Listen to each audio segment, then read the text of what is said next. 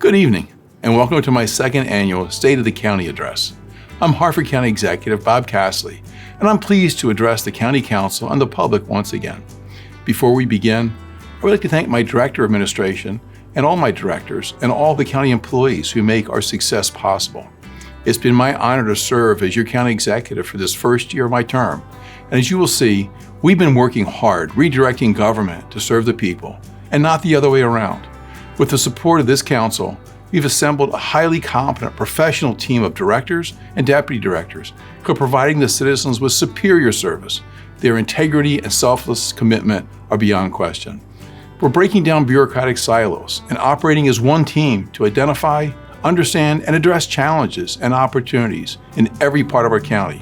We hold weekly directors meetings where each director briefs all others on key initiatives and events so that every part of the governing team fully understands what we're doing and where we're going and can actively leverage their collective knowledge and experience. We work as part of regional and statewide collectives. I meet regularly with the leaders in our state government and with my fellow county executives throughout Maryland to share issues and find solutions. My department directors are also leaders throughout the state in addressing mutual concerns. Our quarterly video conference meetings with State Highway Administration and the 3 municipalities foster communication and collaboration in transportation. The result has been improved traffic flow and enhanced road safety and maintenance. For example, at our request, State Highway Administration recently adjusted the timing of the traffic signals along Route 24 from I-95 to US 1 to help keep traffic moving in this heavily traveled corridor. Making our citizens an active and informed part of our government has been one of my top priorities.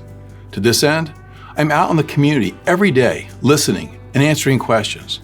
I've been doing a monthly call-in show on Harford TV and sending out our monthly newsletters on all aspects of county government. We resurrected meaningful community advisory boards throughout the county to allow real discussion and input at the local level on important issues. My directors participate in these sessions to answer citizens' questions. Public safety is my top priority, and our police and EMS personnel will once again be a primary focus of our county budget. I'm very proud of the fact that over the past 10 months, my administration responded effectively to a crisis in our volunteer ambulance service. As you already know, just about a month into my administration, our volunteers informed my administration that the volunteer ambulance service could not continue to function and their duties needed to be taken over by the county government. In short order, my administration recruited and hired full-time EMS personnel, purchased equipment, and created workstations and bunk rooms for 14 ambulance crews that now are stationed throughout our county. We also address serious challenges with our 911 system and overall emergency management. Before we leave the subject of our volunteer ambulance service, I would like to take a moment to thank all the EMS volunteers over the years who helped our residents when they needed it most. These selfless volunteers left home and family to answer calls that came in the middle of the night, on holidays, or whenever they came. One of those volunteers for an amazing 45 plus years was Dottie Arnold. Dottie served as the president of our Harford County Volunteer and Fire EMS Foundation since its creation in 2005. The foundation itself was intended as a bridge between the all-volunteer service and a fully paid county service. Dottie kept that bridge open and helped ensure uninterrupted service throughout that transition. Dottie, on behalf of the citizens of Harford County, thank you and your colleagues for a job very well done. Our volunteer fire service remains a tremendous asset to our county, and we can't do enough to praise the accomplishments and dedication of these men and women on the front lines. We continue to work with the volunteers to support their needs. This year, we completed improvements to fire stations in Abington, Fallston, Havre de Grace, Jarrettsville, Joppa, Level, Norrisville, and Perryman. And we are moving forward with our plans to construct new stations in Riverside and Whiteford. There's still work to be done, but I'm confident that we have the right people in place in this administration and in the volunteer fire service to get the job done right. These efforts are greatly enhanced by the assistance of our public safety work group that meets monthly to identify and discuss public safety concerns. With the brutal murder of Rachel Morin, public confidence plummeted in the safety of our beloved Ma and Pa Trail.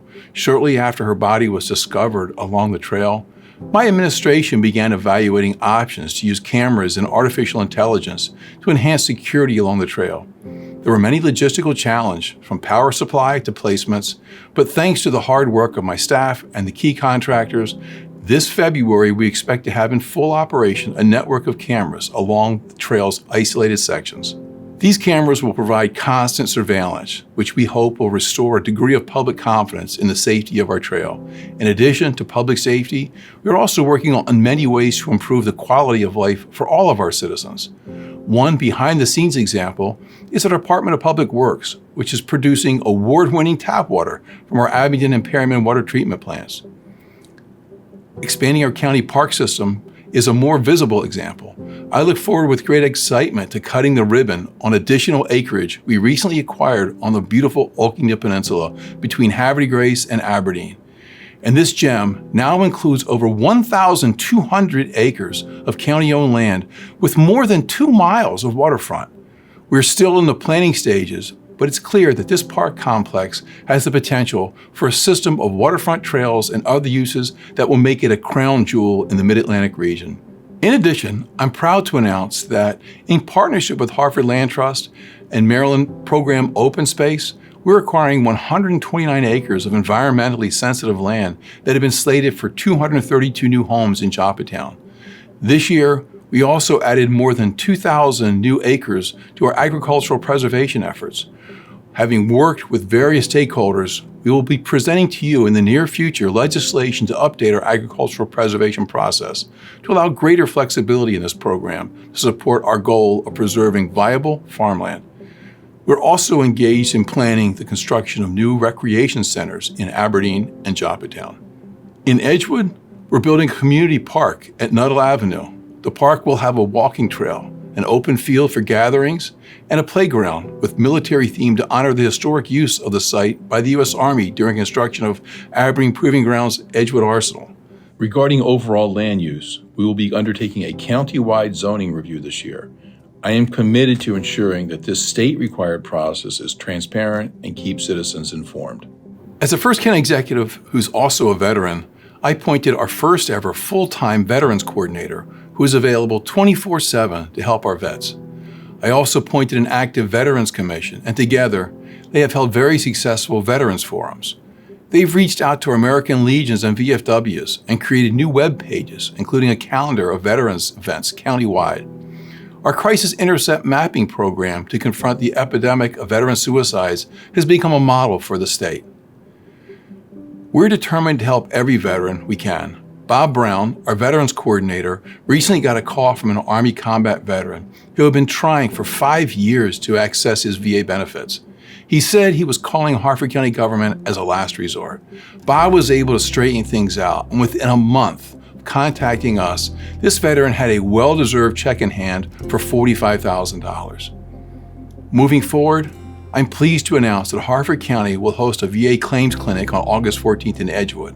This is a unique opportunity for our veterans who meet directly with VA representatives to file or follow up on claims. Shortly after taking office, I tasked my directors with developing a plan to address the unique challenges and opportunities of our Route 40 communities. Aware that residents were weary of decades of endless talk, my direction was to identify specific action items for which my administration will stand accountable. We use a rigorous, data-driven approach to analyze the region, and in consultation with the community, we developed 60 specific action items spread across each of our departments to address identified challenges and opportunities. We meet monthly to chart progress on each of those action items, and just last month, we published our first newsletter to stakeholders to keep them informed of our activities. This effort is directed not only at Harford County government, but also strives to leverage the assistance of community groups and the local businesses. This spring, we will present this council with proposed legislation to improve the quality of rental housing and to address other challenges in the Route 40 communities. On the economic front, my administration is working hard to unleash the awesome power of the private sector. Given our location on the I-95 corridor, our proximity to Aberdeen Proving Ground, and an excellent workforce, strong schools, and strong communities, we are well positioned to enhance our economic success. In an effort to maximize the economic development potential of Aberdeen Proving Ground, Harford's private defense sector is receiving unprecedented support from my administration.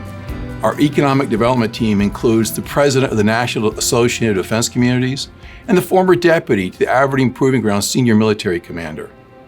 To facilitate collaboration, we opened a Harford County Economic Development Office on Aberdeen Proving Ground. I recently sat down with a dozen leaders from our defense contractor community to discuss their unique opportunities and challenges, and will continue to work with them to expand the stable of well-paying defense jobs. Last month, I toured a $30 million facility at Aberdeen Proving Ground that will support emerging technologies with both defense and civilian applications. I was proud to see that, with the assistance from my administration, Harford Community College is already working closely with Aberdeen Proving Ground to tailor academic majors to fill the jobs necessary to support this new APG capability, and already has interns working in the facility. This fall, we sponsored a Defense and Technology Job Fair, which hosted more than 225 candidates for 37 defense contractors. We also held a networking event for small defense and tech companies to meet with larger prime defense contractors and identify opportunities for collaboration.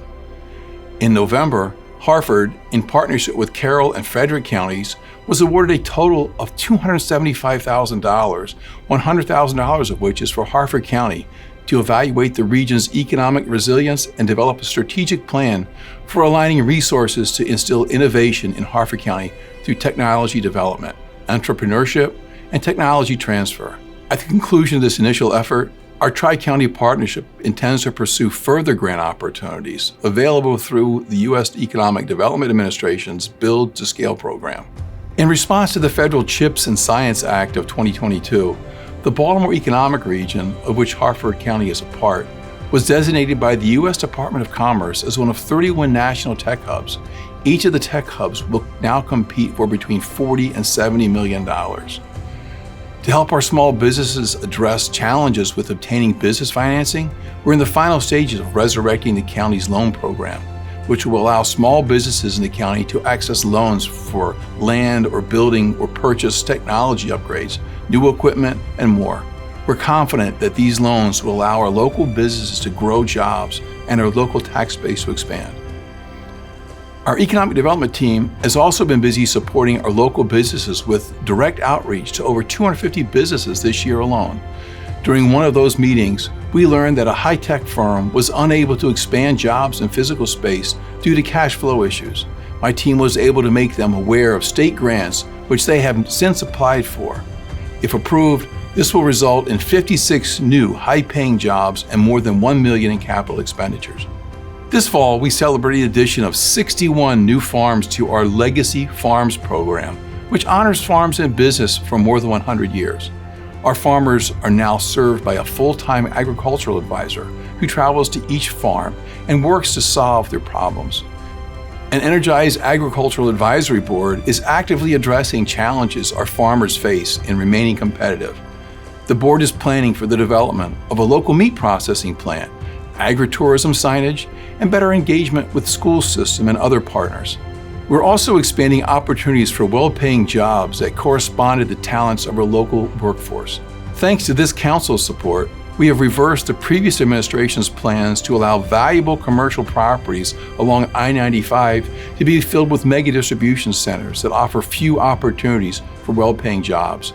And we're working hard to recruit high-tech manufacturing jobs to those locations.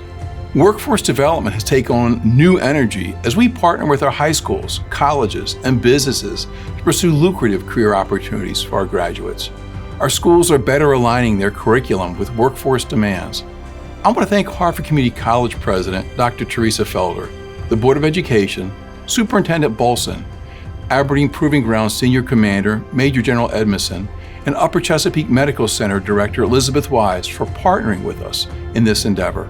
And we look forward to supporting Harford Community College's development of a new workforce development center and similar efforts by Harford County Public Schools.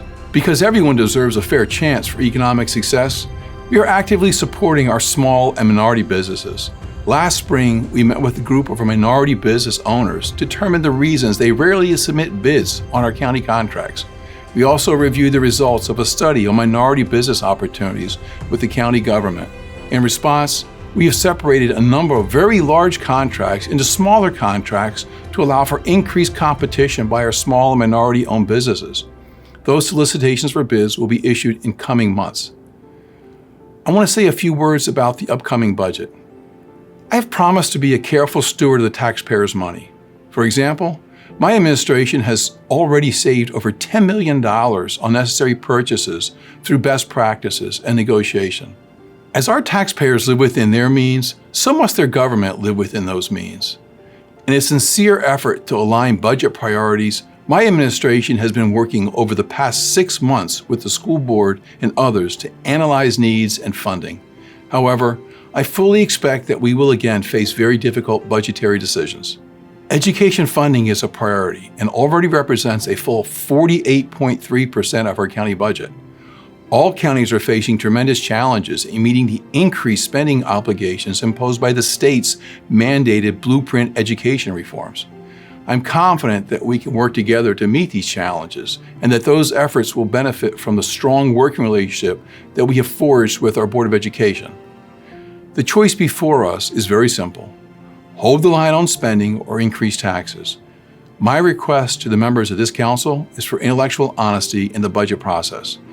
I will not support a tax increase, and I will therefore not support overall spending increases that exceed the rate of revenue growth, which we estimate will be around 5% level. I hope you will do the same. Moving forward with the FY 2025 budget process, we must continue our steadfast support for public safety by providing our sheriff's deputies and correctional officers with competitive salaries. We must also fund teacher salaries and all the new state-mandated requirements in our public schools. However, in doing so, we cannot continue to reduce spending on the rest of the county employees and operations. Making it all work is going to require cooperation. And I've already initiated discussions with the council members and outside agencies, laying out the immense challenges we face. My hope is that we can continue a constructive dialogue to balance our citizens' needs with available funding. I know that Harford County is up to this challenge, or any challenge. We just celebrated our 250th anniversary. To have made it through 2.5 centuries, we must be doing something right. I've lived here all my life. And I think it's this. Just like a family, we may disagree from time to time, but we come together when it counts. Our personal connections are a superpower. We look out for each other and give a hand up when needed. We cherish our children and grandchildren. We sacrifice for them. We work to make their future brighter than our own. That's why I believe in Harford County. And I know that even after 250 years, our best days lie ahead. Thank you, God bless you, and God bless Harford County.